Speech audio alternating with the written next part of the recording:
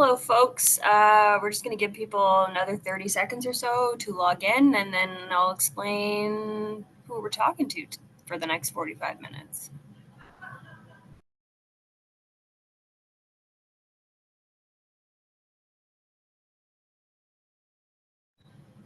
Our numbers are flying up, Felicia. No pressure.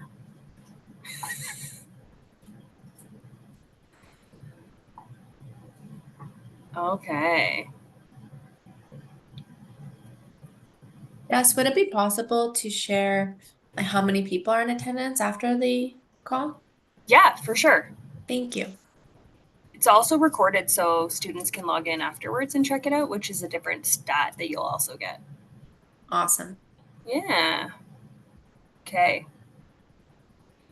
So I'm going to introduce our speaker just so we can get started, even though people are coming in. So just so everyone knows, just a reminder to our attendees to please refrain from making inappropriate comments in the question and answer period. If comments are made, you will be removed without warning from the platform.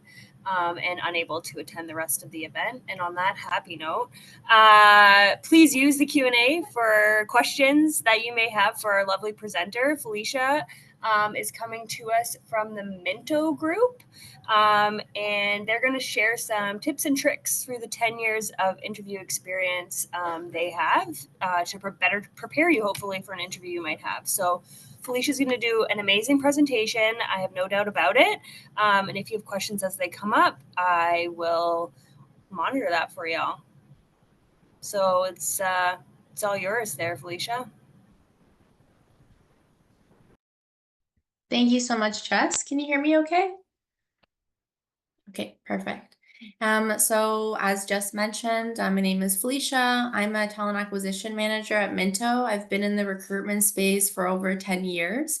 And so I thought today it would be fun to put together a presentation on how to ace that interview.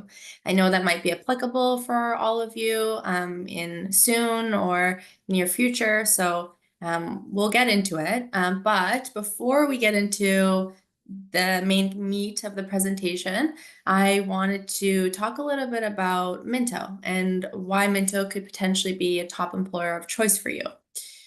So let's just see here on my screen to go to the next slide. Okay. So Minto, we started off in 1955, so that's almost 70 years in business. And we've built over 100,000 homes, and we have over 14,000 rental properties, and we have a wide variety of different positions. A lot of people think, oh, construction, well, I'm not going to be in construction, so that doesn't apply to me, but we have HR, IT, marketing, communications, there's project management, construction, like there's just a lot that we do at our organization. And we were actually just named one of Canada's top managed companies. So that's not an easy feat to do. So it's a really great company to work for. I started out with Minto right out of school. So I graduated Ottawa University, and I was in the co-op program there, and then got into Minto, and I've been there ever since. And the reason why I like it is because it's a very fast-paced environment, and you're working with a lot of passionate people in the real estate industry. And so it's very innovative, and there's a lot of partnering that happens, and we accomplish a lot.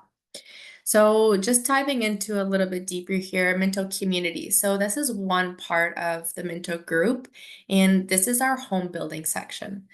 So we have low rise and high rise. We have purpose-built rentals. And like I mentioned, we've built over 100,000 homes. If you're visiting my booth afterwards, I'd love to talk to all of you. One of the pictures within that booth is the CHIO Dream Home. You might have heard of that. We build that every year, and all the funds go to the Sick Kids Foundation. And it's always a really beautiful turnout and a great cause. And as I mentioned, then we have the property management side of the business. So we are also on the public stock exchange. So there's the public side of our business and then the private property side as well. So there's a lot of different variety of neighborhoods that we're in, and the property management staff there go from like receptionists and concierge to service coordinators, superintendents, property managers, regional managers, etc. And then, as I mentioned, we have that business support function. So we have our people in HR, IT. Within IT, we have software development, and we have projects to help our client groups. And then we have our finance team, so accountants, etc.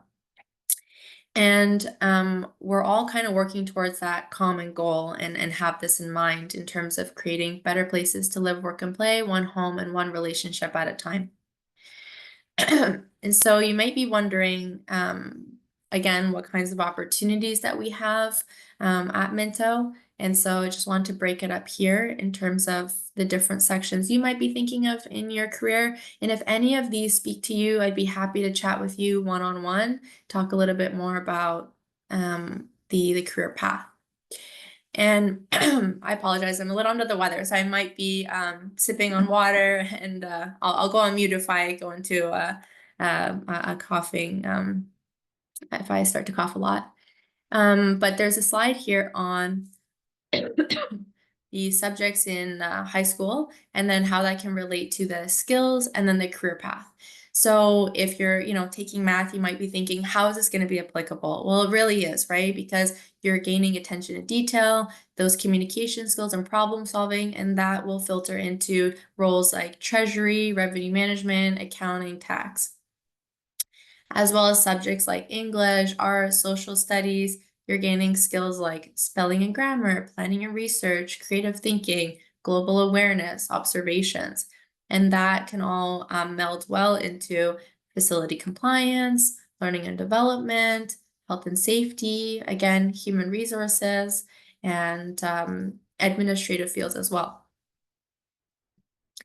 As I'm going here, if you have any questions, please feel free to send them in, and I'll handle them at the end of the presentation. I'm hoping that we can cover quite a bit here. Might not take the full 45 minutes because I'd love to just really expand on and be able to answer anything that comes to mind relating to recruitment. So subjects here: science, IT, computer science, gaining skills like logical thinking, research, technical writing, and that can meld well into career paths like building automation, data modeling, network administration. All the career paths mentioned here are career paths that translate into positions we have at the Minto Group. Okay, well, thank you so much for listening to talking about Minto a little bit more. Now we'll get into the meat of why you might be here, and that is preparing for a successful interview. I could go on and on, but I will try not to. I'll try to keep it as structured as possible. So one of the first things that you want to do is research the company. So going on to that employer's website, taking a look at the information that's listed there can really help you prepare. And I pulled up Minto's values. A lot of employers, they have those kind of pillars that as a company, they're all working towards. At Minto, it's partnership, courage, innovation, and accomplishment. And so by understanding those values, you can see if the company is going to fit what you're looking for, because it's not only about, being successful in the interview. It's also about if you're really going to be intrigued and interested in working with that company. And so researching it can help identify it. And if you really truly kind of feel that interest, that will come across naturally in your tone, in your demeanor during that meeting with the interviewers. Other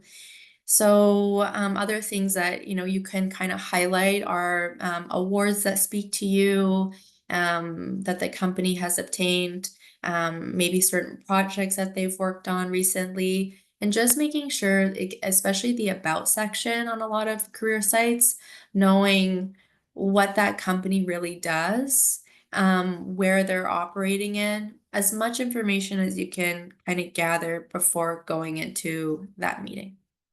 If you have any questions again about what I've just said here, please let us know, and I'm happy to dive in deeper and answer that at the end.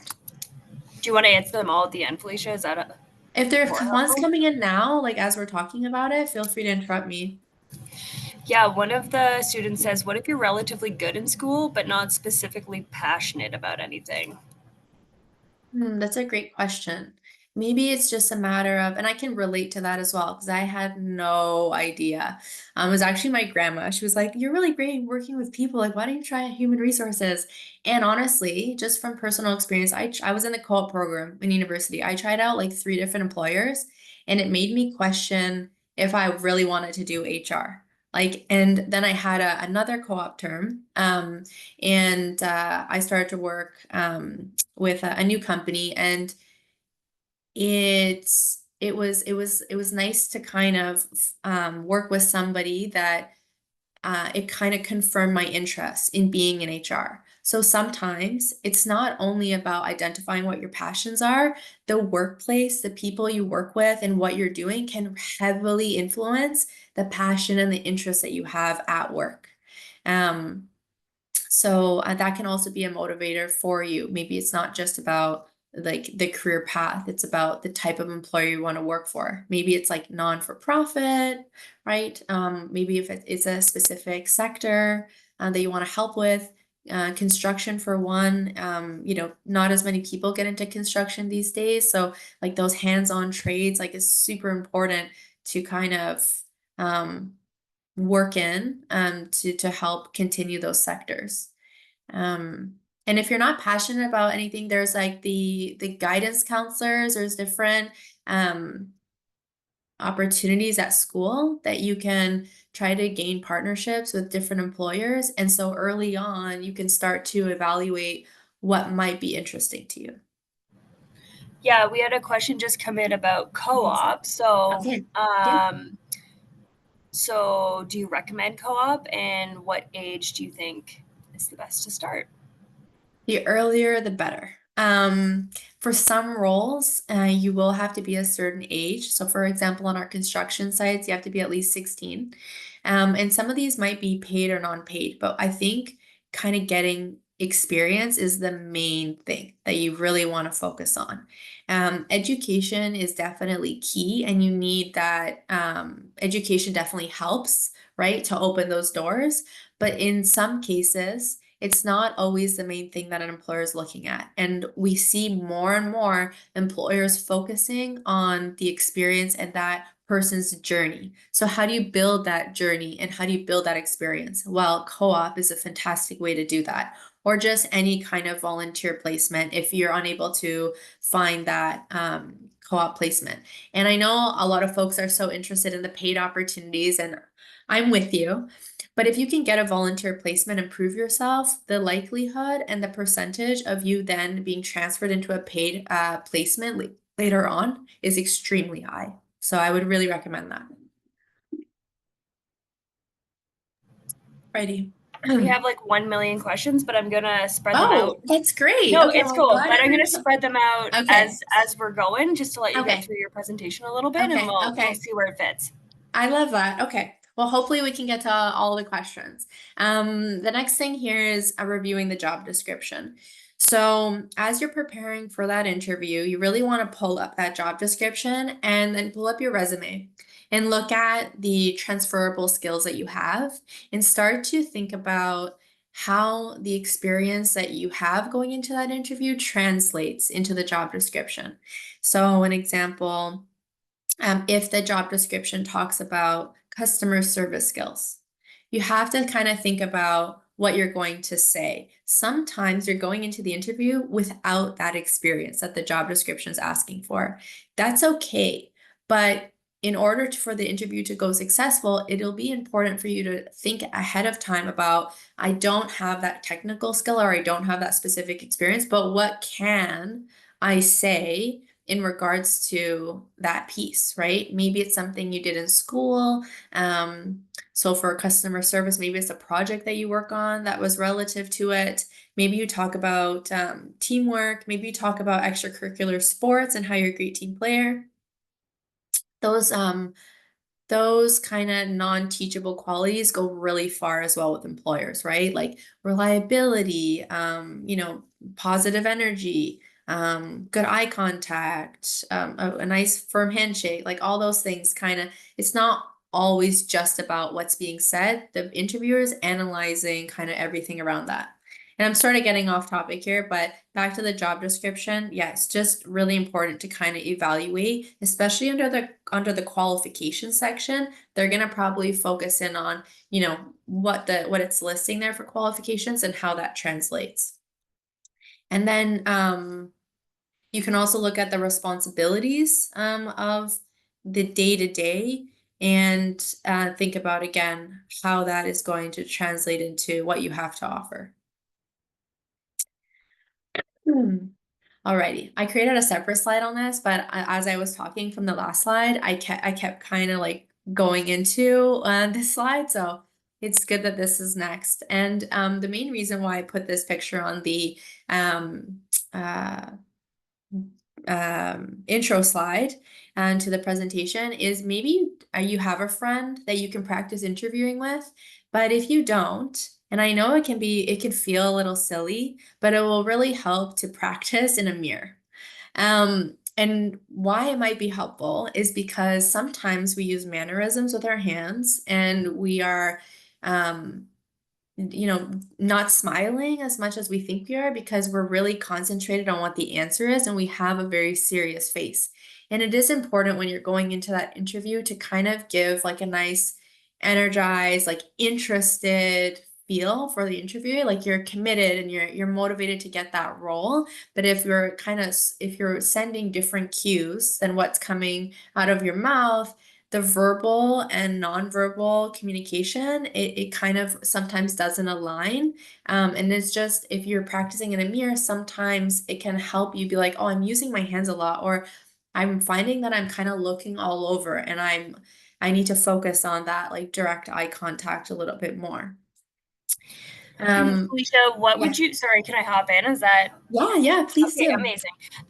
So someone asked that they really struggle with eye contact. Yeah, So what do you it's okay. advise for folks who struggle more with that?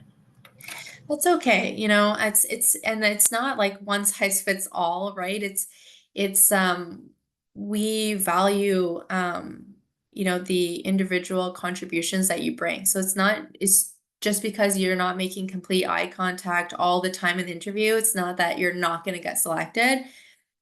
So in that case, maybe try to, if you're a thinker that is kind of looking around the room, here and there, make eye contact with the interviewer if you can. And then it's okay if your kind of eye focus shifts after that, but try to just make a conscious effort here and there to make eye contact every now and then. We don't need to be like doing it the whole time.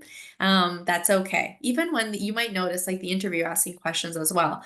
It just happens when we're thinking about what we want to say that sometimes you kind of look off to a corner or you kind of look at the ground for a second, and that's part of gathering your thoughts, and an interviewer will recognize that.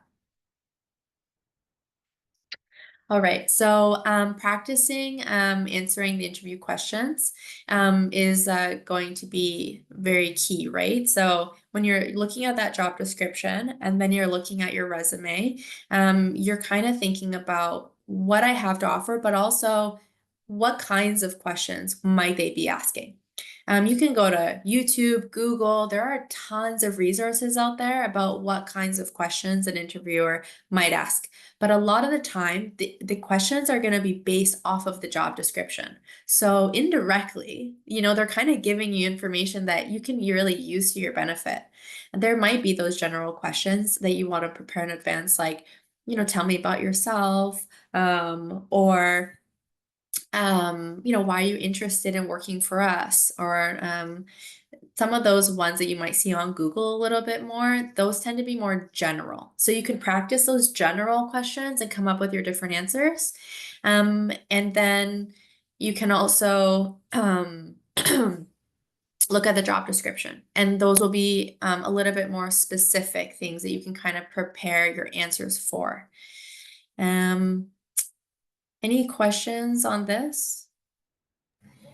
There's a few questions we can kind of put in this area. So someone Okay. asked how interviews are generally structured, Yeah. and like kind of what to expect. Yeah. Okay. We'll start with that one. Okay. Okay. So I actually just put together a whole interview guide for the organization. So I'm trying to just visualize the interview guide. And the reason why we put together interview guides is to create consistency of how we're interviewing across the organization. A lot of employers will do this. Um, so we typically start off the interview, you come in, shake your hand, you sit down, ask you, like, how did you find the place? Everything okay? I'm gonna get super detailed here, but I hope this helps. And then it's okay, great. So like the first kind of question is, or before we get into like asking questions, the interviewers will introduce themselves, maybe talk a little bit about their role, why they like working for the company, maybe talk a little bit about the company overall, about maybe milestones it's hit. And then they'll get into talking a little bit about the day-to-day in the role, because it is important to discuss what a realistic job preview is like. And then they might just make sure that you feel kind of comfortable. Do you need some water? Anything I can get you? Um, and then they kind of get into the questions. And in order to create that comfortable space, like some interviewers will say, feel free to kind of interrupt us, or we can always rephrase questions if you need them to. We might be taking some notes. So, sorry if I'm kind of just taking my time to, write those down. But we can ask questions along the way, and then we'll also have questions if you have them at the end. And then they get into their questions. And question wise, it usually starts off with like, tell me about yourself, or why you're interested in joining our company or interested in the position. And then it gets into technical questions. So if there's specifics like tools that they require, Excel or Word, asking if you use those before, those kinds of like technical skills or based on technical experience. And then it will usually go into maybe behavioral questions. Um, and those behavioral questions are a little bit more broad. Like tell me about a time you made a mistake. And then once you kind of get through those behavioral questions, they might talk about just any other questions that you have. They'll talk about timelines. If they don't talk about timelines, you can always ask that too. Like, okay, when would I might be hearing from you? Minto does a really in-depth job of making sure we just give a really positive experience to the candidate. And I think there's more and more employers trying to focus on that. But there are interviews that you will go into where it's not as structured, like I just mentioned. So in order to just set the expectation with you, there are hiring managers that maybe they're not as experienced, right, in interviews, or maybe they just have a really different interviewing style. So you have to maybe just go into that meeting being super open-minded about what the potential format could be, because it's very different depending on the role, depending on the company. So, yeah. That totally makes sense. Okay. I am seeing a few questions about how to become less nervous before or Yeah, during an interview. that's a fantastic question. Um, I get like when you're put in the hot seat, it's nerve-wracking. And I want to just say that we recognize that as interviewers. And if we're noticing that that person's nervous, we, after the person leaves and, might be talking about it, we do like sometimes say like, oh, they seemed a little bit nervous, and we move on from it. It's not something that we focus on. We really try to focus on, what we spoke about in that meeting. So don't worry too much. If you're feeling nervous, that's okay. Another thing to mention is just in order to maybe help with the nervousness, I would just say practicing is really key, or any kind of experience that you can get talking in front of people, working on those presentation skills is really going to just help you gain that confidence in terms of speaking in front of others. And if you need a second to collect your thoughts, or you need the person to repeat a question, it's okay to ask. And that can help with the nervousness too. Like if you're just unsure about how to answer something, it's okay to ask about clarification. One kind of pointer I would put out there is when you're practicing your interview questions, say the hiring manager or the interviewer needs clarification on what you said, right? So you might go in and you answer their question, and they might ask another question that is very similar to what you just answered. And some people say, well, like I said, or as I mentioned, that can come across a little bit condescending in an interview setting because we're just trying to learn about each other. And so like small things like that, we want to set like a really friendly tone, not only from the interviewer side is trying to do that, but you want to send a really friendly tone, approachable tone as well in that interview. So just when you're practicing in that mirror and really focus on what you're saying, because you don't want it to be misconstrued, right? By the interviewer. That's super good advice. Okay, do you want Awesome. one more question before we move on? Yeah, Ooh, sure. maybe it's gonna answer. Maybe you're gonna answer it though. Yeah. Hold on, my screen's. There's so many questions. It's awesome. Okay. This question was. Oh wow, there's so many happening. Okay, you can keep going, Felicia, and I will find it because there's so. Oh, this person says, "What's a good approach to answering questions about weaknesses and strengths?" Wait, say that one more time. What's a good approach to answering questions about weaknesses and strengths? Yeah, okay. So for strengths, I think that comes a little bit more naturally, right? And so when someone is kind of talking or asking a question about strengths and weaknesses, try to look at the weaknesses as not, this is a great question to think about in advance. Like, what are your weaknesses? And then you can change the wording. What are you working on? Right? It's not about what you're weak at, because I think that we're always kind of working towards, being our best selves, right? So it's not that I'm personally, like I can talk for myself, it's not that I'm bad at Excel, but here are the things that I do well in Excel. And in order to beef up my skills in like SQL, and doing some more complicated VLOOKUPs, I've taken some online courses and I feel like that's really helped me. So it's about turning that kind of what can be seen as like a negative. Well, it's not a negative because you're working on it, and it can be turned into a positive, right? And that's just all part of selling yourself. So that's Which my I guess you question. could do the same thing. There's been a few people asking, like, what if Yeah. I don't have a lot of experience to draw Yeah. from? Hmm. Right. And I think, you can kind of use that same approach, right? Of, well, this is what I Yeah. actually have done, and how to link those two things.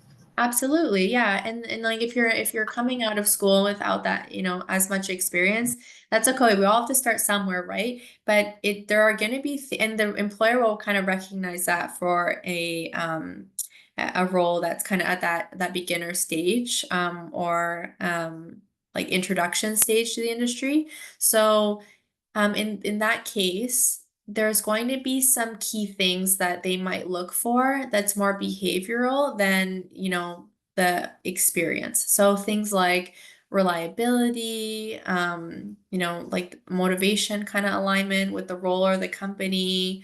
Um, they're going to be looking at, um, are you like, if it's a customer service role, like, are you coming across with kind of like a positive, like energy? If it's a more analytical role, then, maybe are you diving into like projects that you worked on in school and highlighting that, you're really keen to focus on the details, and make sure that your other team members were as well for the kind of quality, and output of the project. So yeah, there's always something you can pull from, and sometimes highlighting those things that can't be taught is even more important, right, than what you've been taught or experienced. All right, so understanding the STAR method. So when you're practicing your answers to the interview questions, the STAR method is basically situation, task, action, and then result. So when you're kind of formulating what your answer is, you're thinking about, okay, so a lot of the interview questions folks will ask are behavioral questions. So tell me about a time. Describe a situation. They're trying to pull from past experience that you may have versus, okay, I'll give you an example. Um, talk to me about a time, talk to me about your organization system. Okay. So, or tell me about, describe a time where you effectively used like a good organization system. An answer that maybe is cut short or could it be expanded on is something like, well, I use checklists, period. And then you just kind of like staring at each other. Like that could totally be expanded on, right? So like, well, you use checklists, but what was the situation that you used checklists? The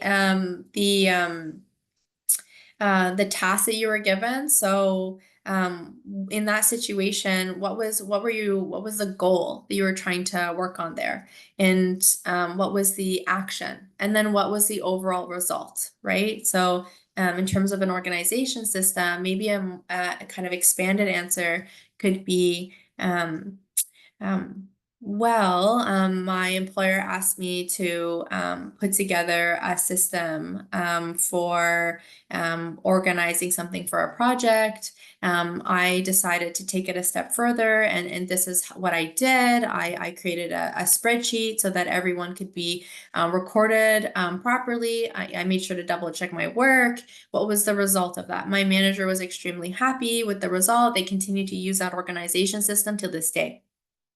So again, and you can Google the STAR method. It's a popular method, and there's a lot of examples online as well. So yeah.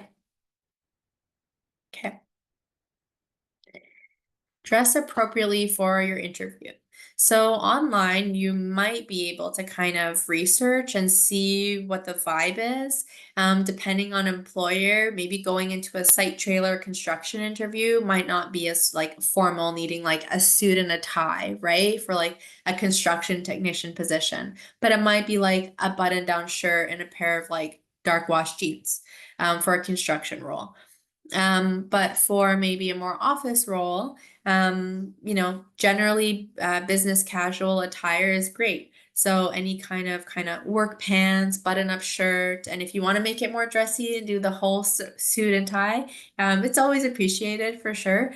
But I think as long as you're not kind of going in there with like a crew neck t-shirt or like shorts in the middle of winter, something like that might raise some questions. And I find these days, like compared to 10 years ago, there's actually a lot less judgment on the attire in general, to be quite honest. So that's a great thing because we really want to focus on that person's journey and experience and what they're kind of talking to us about versus like I'm pretty I think that there's like less bias on the way someone kind of appears and looks. And that is something I think a lot of employers work towards, making sure that there's not that discrimination or bias just against what someone is wearing. But so there's that, but it also helps, right? To be kind of dressed for the occasion for the type of employer or position you're going into interview for, if that makes sense. Alrighty. So thinking about your questions in advance. So when we get to the end of the interview and the interviewer asks like, do you have any questions? And that person says no. Well, it's always better to have some questions prepared, right? Because indirectly, it makes you look organized. It kind of shows that you're very interested in the role. So you could even, if you're drawing a blank, like just even asking like what the next steps are, right? Like when might I hear from you? And then they might say, oh, that's great that you asked that. I was just going to talk about that. But maybe you do have specific questions about the position or something you saw online about an award they just won. Can you talk to me a little bit more about that? Sounds really interesting. And that can just help to create a really nice conversation. And it's not only it's beneficial for you as a candidate too to learn more about the organization and also help you to assess the fit, right? Just continuing that conversation with the hiring manager, because ultimately you're going to be reporting to that person potentially every day. So you want to make sure that there's a good relationship there and that you feel like it's a good fit. All right, so following up after your interview. So maybe it's not, the hour after you leave, but I think between 24 and 48 hours is a good time to send a follow-up note. And preferably this would be via email. It doesn't have to be lengthy, but just kind of saying something like, thank you so much for your time. I'm continue to be really interested in the position and I can't wait to hear from you. And from the interview, you created a nice kind of space to interview in. Maybe you feel like that. Maybe you don't want to mention that if you didn't feel like that. But highlighting a few of the things that you feel like make you a great candidate for the position, and you just can't wait to hear from them. I think that's sufficient. And then kind of wait for like that, depending on the timeline that they gave you. Maybe they said they would reach out in like a week or 2 weeks. Sometimes the hiring decision can take a little bit, but it's okay to follow up based on what they said. So if they said they were going to get back to you in a week and things are really crazy on their end and they just haven't followed up yet, it's okay to give them a call or send them another email to ask like, I'm continued to be so interested in this. Has there been any decision yet on this? Is there anything else I can do or explain in terms of what I bring to the table and why I'd be the best fit for this role? So that will really help the employer to see how motivated you are. And again, some of those things that you can't teach is so valuable. And a lot of roles that you will be applying for, there's a follow-up element to that position in order to accomplish certain tasks. So indirectly, you're kind of already showcasing what kind of employee you are, and that's awesome. There was another great question that kind of fell into this too, where a couple people have said, it's a pretty saturated market for getting jobs right now. Like a lot of people applying to one job. So how would you or do you recommend standing out to employers if other people are also being interviewed? Okay. So this kind of gets into a little bit about the application stage of the recruitment cycle. And so the best thing that you can do is customize your resume to stand out. And so it's really about looking at that job description and looking at your resume, and underneath those like points that you listed under the position that you had or that project or school initiative, do you really see the transferable skills or attributes that you're bringing to the table there? Because if you don't see it, or maybe your friend that's reviewing your kind of application, like maybe they can help kind of tweak some of those responsibilities or points, because the more that you use some of those keywords in the job description, you're increasing the likelihood of getting a call. Typically with recruiters, they have like a couple seconds to look at your resume. So that's why it's so important to highlight and customize, pull some of the keywords from the job description, because that's going to like make their eye kind of like, oh, okay, they mentioned attention to detail here. We need attention to detail in this role. Let's take a further look at this person's resume. And then they'll kind of hone in on, you know, is this the right fit there? So that's the biggest thing that you can do. But also, if you want to call in and ask questions, that's okay as well, right? Like if you're interested in a role, but you're not quite sure if you qualify for it, you can always call in and see if you can talk to a recruiter. I know at Minto, we try our best to do that and filter calls and try to answer as many questions as we can. Because sometimes you might think you're really interested in a role and then you get talking to somebody about it and you're like, that's not what I thought the position was about at all, right? And it's like, I don't want to work in that role. So it's also applying to the positions that you're qualified for and truly interested in. All right, this next slide is sort of just an ending to this presentation. Then we can get into some other questions. But we have a lot of opportunities at Minto, like I mentioned above. I talked more about like permanent placement, so I just wanted to highlight that we do have a lot of opportunities in the springtime for co-op positions. We generally get these between like January and April. And we do post these on our minto.com website. So great to take a look online at the different roles and see what the qualifications are. Within the qualifications, you'll be able to tell if this is more of a junior role versus an intermediate or senior position. And then for our summer student positions, we have exclusive summer roles from May to August or from June to August. And it's a great way to get your foot in the door and gain some experience. But this is all paid opportunities, but we're also open to volunteer as well. So if you do have an upcoming placement and you're interested in working with us, feel free to flip me an email and we can kind of assess if there's a spot at Minto. Someone's asking specifically about Minto. If Minto has a sector in designing suburban neighborhoods that they build, and when it comes to road design, controlling traffic flow, etc. That's a really awesome question. So we have the land development section. So we have a lot of folks that come from the architectural kind of educational background that kind of end up in land development, and that is working on kind of the roadworks, the kind of everything underground, so to speak. Working with like Bell and Rogers for like line connections. Working with the city of Ottawa for various kind of permit approvals that we need in order to be able to build on the land. So that is a really big component, and it takes a very long time for us to gain these certain approvals. Like sometimes we're working on city of Ottawa approvals like years in advance of actually like shoveling ground, starting to dig and build these homes. So that's a good question. Then on the design part of that, we do have the design center, and we have design center consultants.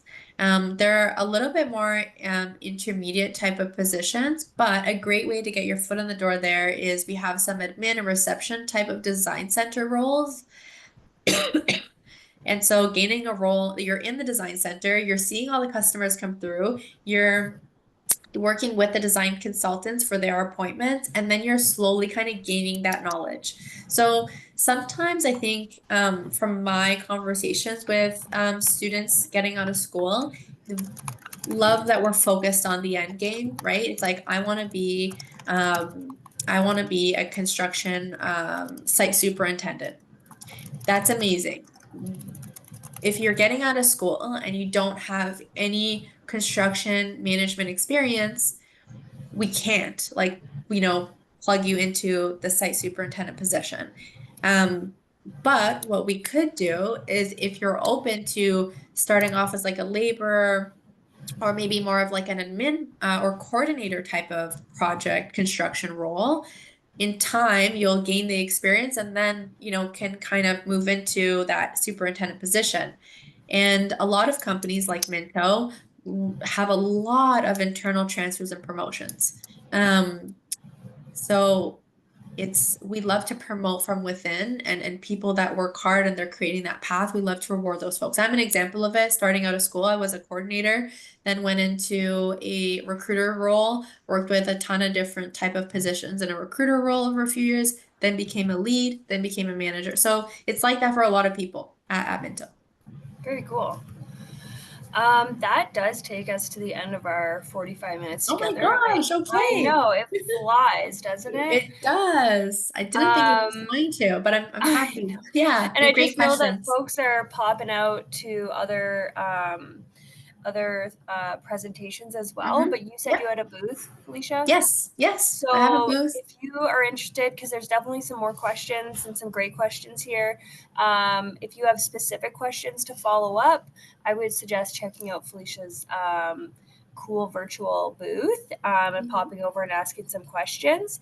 And we thank you so much for your time. Very interesting and some great tips. Amazing. Thank you, Jess, and thank you everyone for joining. I hope you all have a great day. There you Bye. go. Felicia, that was great. We had 629 people with us at one point. So 629 people?